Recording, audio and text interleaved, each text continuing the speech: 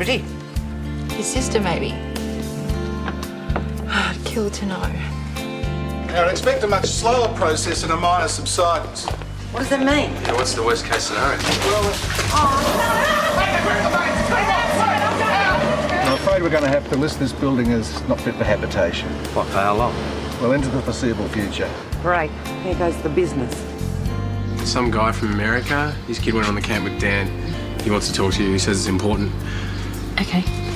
Hello?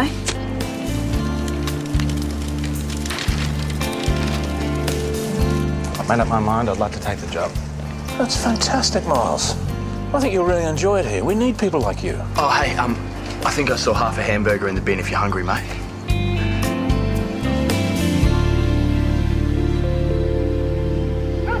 Okay, which one?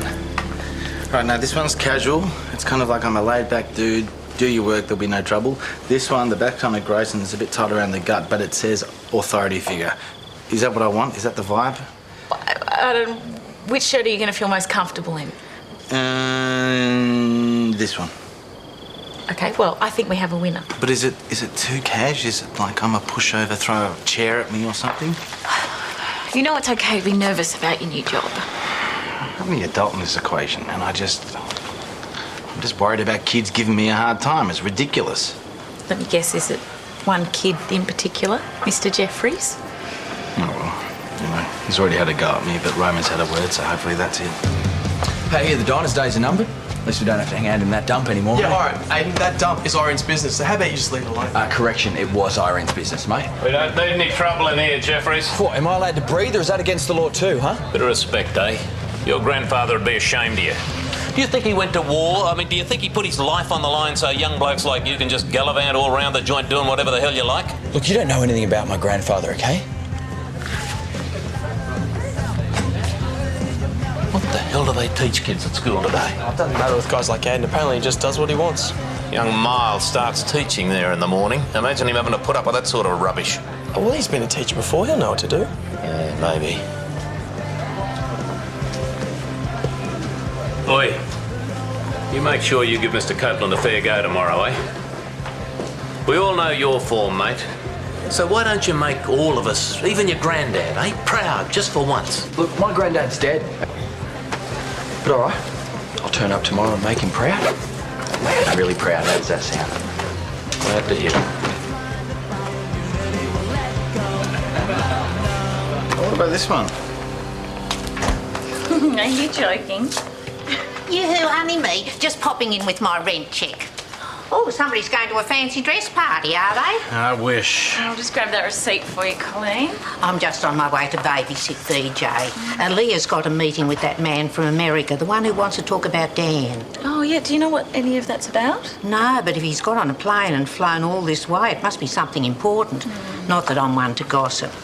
Oh, and as for poor little Cassie, I can assure you, Sally, her secret is completely safe with me. Well, she will appreciate that. Such a terrible thing to happen to one so young. I can understand why she doesn't want anyone to know. In a small town, the narrow-minded, gossipy tongues would definitely be wagging. People want to know if she can have some juice before she goes to bed. Oh, hello, Pip. Listen, come here, darling. I think Mummy wants a big hug. Now, come over to Mummy. There's the girl. It's not like she's going to catch it from me, Colleen. It is safe for me to touch her. Yes, well, of course it is. I'm sorry, I didn't mean anything. I'll pop your receipt under the door. Oh, yes, I think that's a good idea. I'm running late anyway. She's the most stupid, ignorant woman. Job. Cassie, she didn't mean to upset you. Oh, she still managed to do an excellent job of it. I am not making excuses for Colleen, but she doesn't know about these sorts of things. She's probably only heard bits and pieces. I mean, you're a smart girl, and even you didn't know much about HIV until all of this. She just needs some more time, the way you needed a bit of time to process it when you first found out. Yeah, okay, I get that, but it doesn't make it any easier to deal with. I just hate it, Sal. I just feel like everyone is looking at me differently. I can see it in their eyes. They're thinking, oh, poor you. They're just worried about you. I don't need them to worry. They're just reminds me that everything has changed. You know, I'm never going to be just Cassie ever again. That's not true. But for the people who love you, nothing has changed. And for everybody else, there's going to be a new scandal soon enough for them to be talking about. What's a bigger scandal than a single pregnant teenager getting HIV? It's just like the more people who find out, the less control that I have, and I hate that. I just want to go back to being me.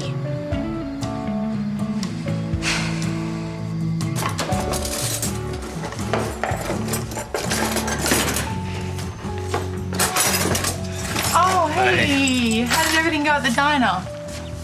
Oh, plaster in your hair, that kind of answers my question. It's part of the ceiling. A whole chunk of it fell down before I left. Oh.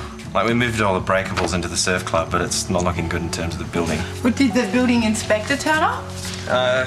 Yeah. It looks more and more like the place is going to have to be demolished. You're kidding.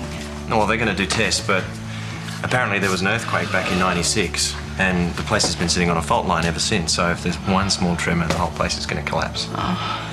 I wish that could have happened 2 months ago before Leah sold me the joint. Well, how much of your savings did you put into it? Pretty much everything. I'm so sorry. There's no point complaining. It's not like I can do anything about it. Anyway, it's my lot at the moment. How was your day? Yeah, pretty quiet. Quite enough to go through my drawers, I see. Excuse me? I caught you red-handed. I was looking for the grater, okay? Do you have one? What is it about women? They love snooping around so much. Thank God I tidied my undies drawer. Okay, trust me, Roman, I have no interest in going through your wife and seeing if they're folded or not. So you did look. Yeah, I looked. You got me. I'm busted. Is Morag not joining us? No, she's going out to dinner with friends. Why, is that a problem? Yeah, it is. Finally, I get you and the house to myself, and I'm probably too tired to do anything about it. Not that it would be appropriate, considering you're my house guest. Well, I could always call up the caravan park and see if they've got any vacancies. Yeah, I like that. That's very creative. Oh, God, I'm sorry. No, don't apologise. I love having this effect on men. I'm just so exhausted. No, it's okay. You go and have a shower. Dinner will be ready in 20 minutes.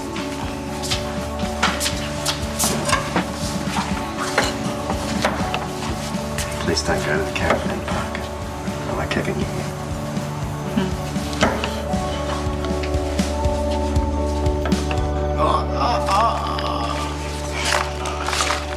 Can you read me a story? Oh, of course I will read your story. Not everyone thinks you've changed. Right, some of us actually have serious problems going on here. I still haven't got a shirt for tomorrow. Oh, well, I'm sorry. I didn't realise we were confronting the really big issues in life. I think the middle one. What do you reckon, Pip?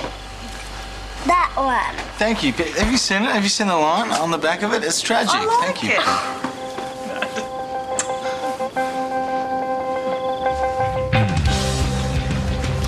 Mr. Bradford? Leah, thank you for meeting me.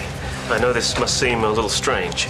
I'd be lying if I said I wasn't curious. Whatever's brought you here all the way from America must be important if you didn't want to tell me over the phone. Well, what I have to say, it needs to be said in person. Shall we? Thanks. You know, I always wanted to visit Australia. I just wish it could be under happier circumstances. What's so important? What is it you need to say?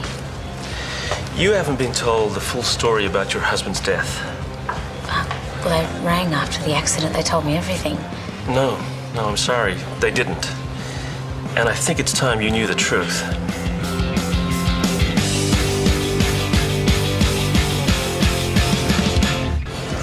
Link got caught on the cliff face, and Dan went to rescue him. He managed to secure Lincoln.